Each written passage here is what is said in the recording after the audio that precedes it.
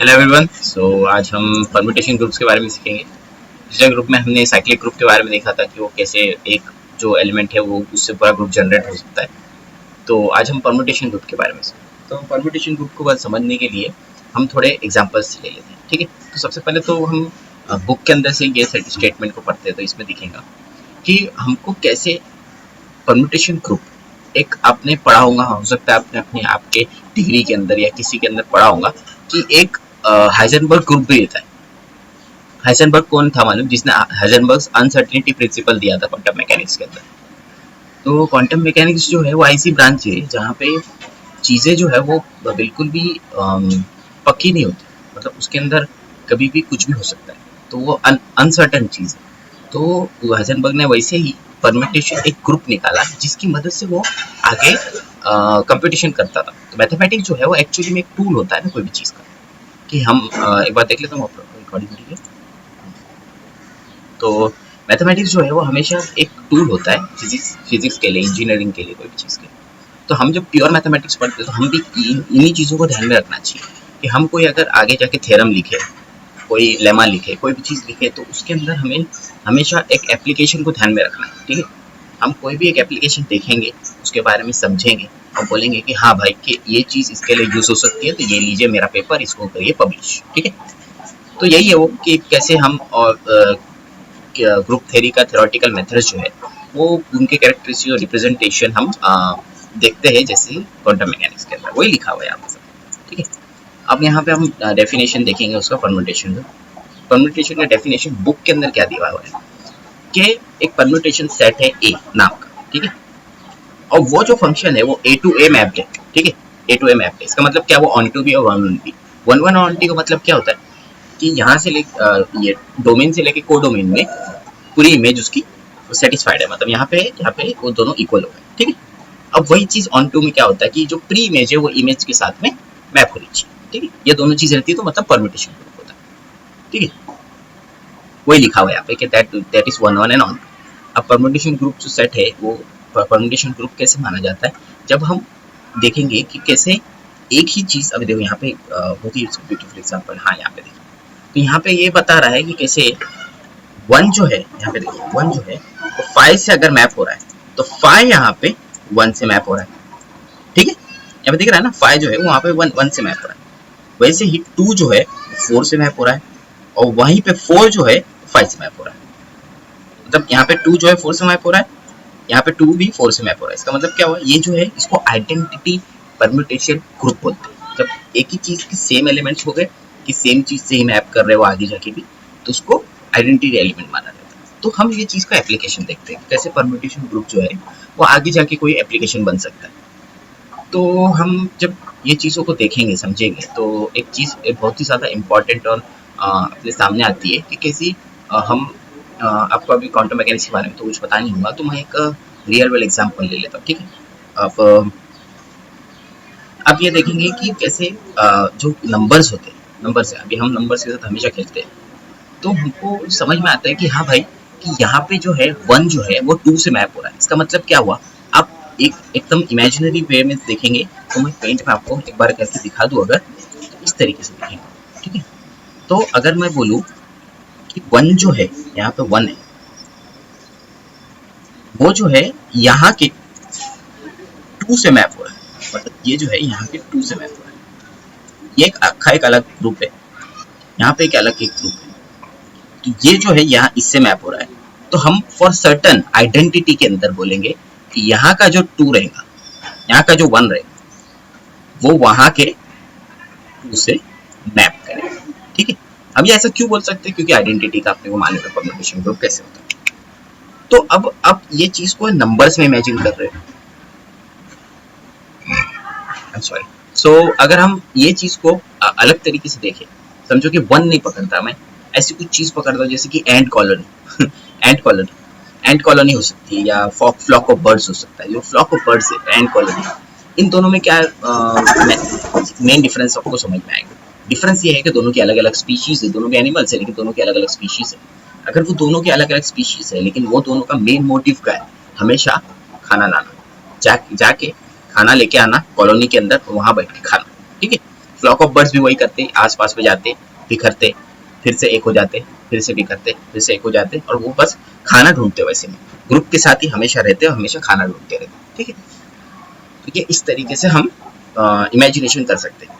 तो अब आपके पास तो ये नहीं है कि हाँ आप घर में एंट कॉलोनी लेके आओगे और वहां पे देखोगे कि वो किस तरीके से वर्क कर रहे हैं। हाँ, अब यहाँ पे से तुम दूसरा कोई चीज लेके आओगे, जैसे कि फ्लॉक ऑफ बर्ड्स लेके आओगे और पूरा के पूरे झुंड लेके आ जाओगे घर में, और उसके अंदर देख रहे हो कि क्या हो रहा है, अरे बाप रे ये क्या हो रहा है। ठीक है, वैसे नहीं करेंगे मैथमेटिशियंस, आपने बस इमेजिनेशन टूल्स है, ये सब चीजें जो टूल्स है ये एक्चुअली में टूल्स है।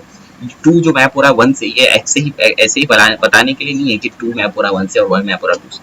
ये सब बस एक नंबर्स है, हम नंबर्स की मदद से इसको एक परफेक्टली तरीके से हम उसको रिसर्च कर पाएंगे। मतलब कैसे कि एंड का ये अभी आपने लेके आया, अभी आपने एक इमेजिनेशन में देखा कि हाँ ये जो ग्रुप है अपने पास 1 और 2 वाला और 2 और 1 वाला, इसको अपन एंड कॉलम मानते हैं, इसको अपन फ्लॉक ऑफ बर्ड्स मानते हैं। एंड कॉलोनी के अंदर एक ऐसी क्वीन है, एंड के अंदर क्वींस होते हैं ना, तो एक ऐसी क्वीन है जो मैप होती है फ्लॉक ऑफ बर्ड्स के किंग से। ऐसे समझो, फ्लॉक ऑफ बर्ड्स में किंग किंग क्वीन नहीं रहता, लेकिन मैं एग्जांपल दे रहा हूँ कि समझो वहां पे एक किंग है, तो वहां के किंग से ये क्वीन मिलती है, तो हमको ये चीज मैथमेटिकली बताना, तो हम ये बता सकते हैं कि ये जो है एंट की क्वीन वहां पे गई और उसको मैप की मतलब कि उसके साथ में मिली।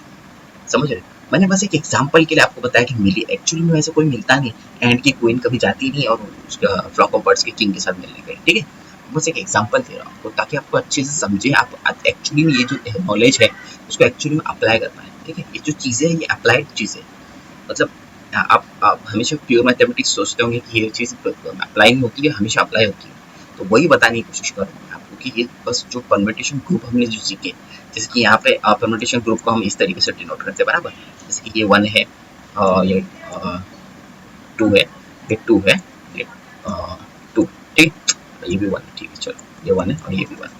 अब यहाँ पे ये क्या हो गया, ये आइडेंटिटी हो गया क्योंकि ये सेम हो रहा है, तो ये चीज सेम हो गई।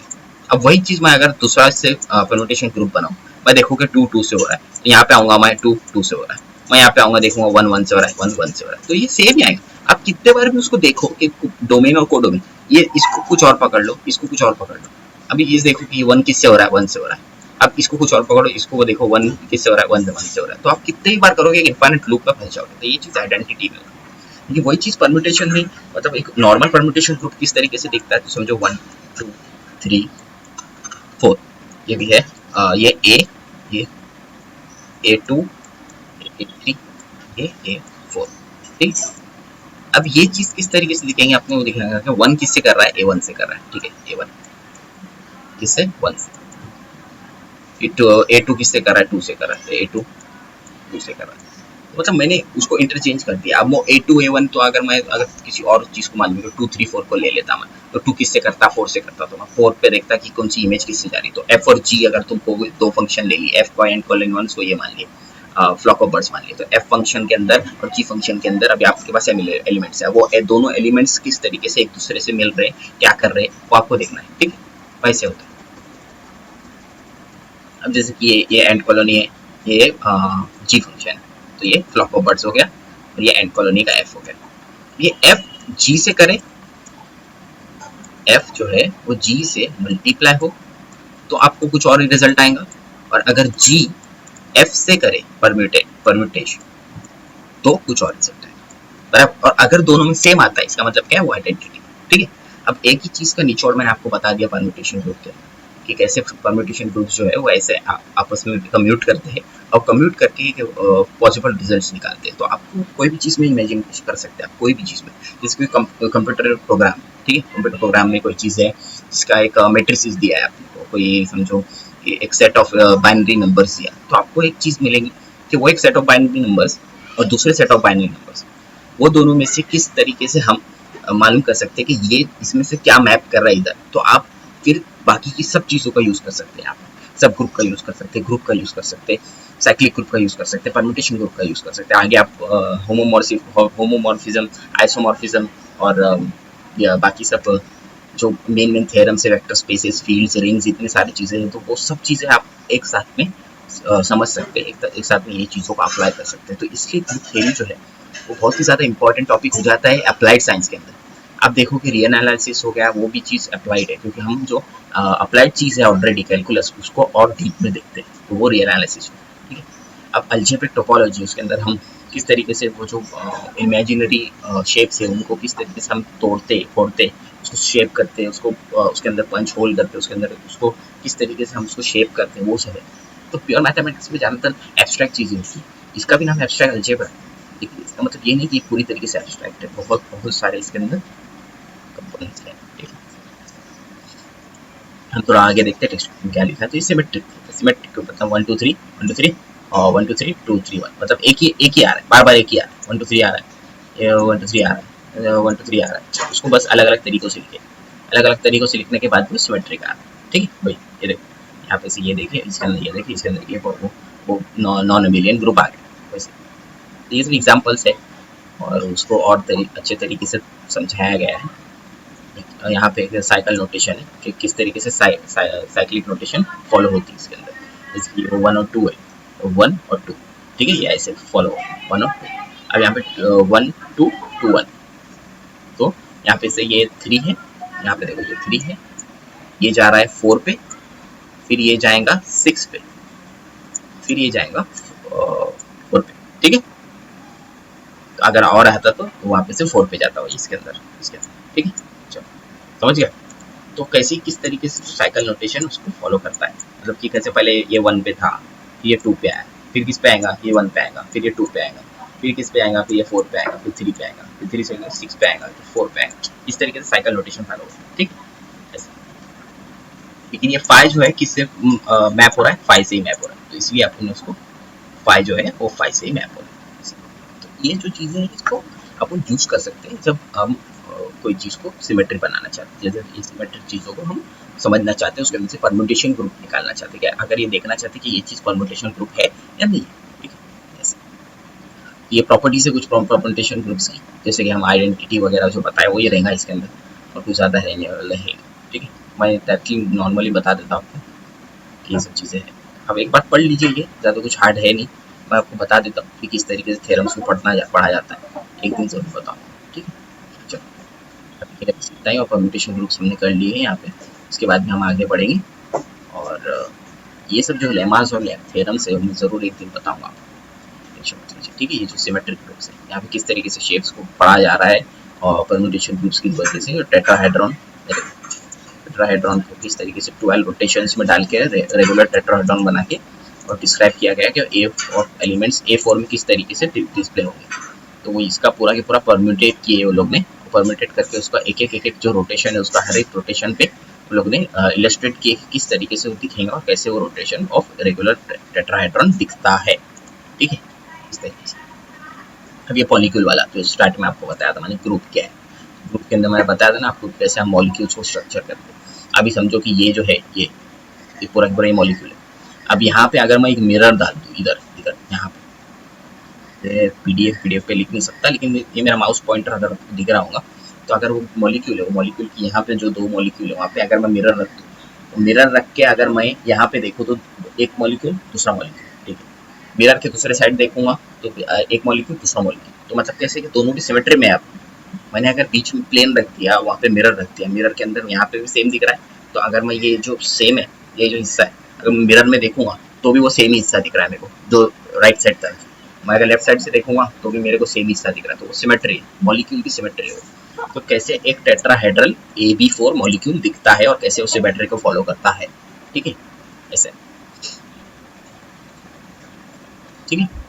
तो हम बाद में देखते हैं ये सब चीज़ हो गई, D8 ग्रुप्स, D5 ग्रुप्स, ठीक है। मैं ये सब चीज़ बता दूंगा एक दिन कोई दिन, लेकिन मैं अभी आपको सिर्फ एक तरीके से आइडिया देना चाहता हूँ कि एब्स्ट्रैक्ट अलजेब्रा की ब्यूटी क्या है, उसकी ब्यूटी किस तरीके से यूज़ कर सकते हैं, ठीक है।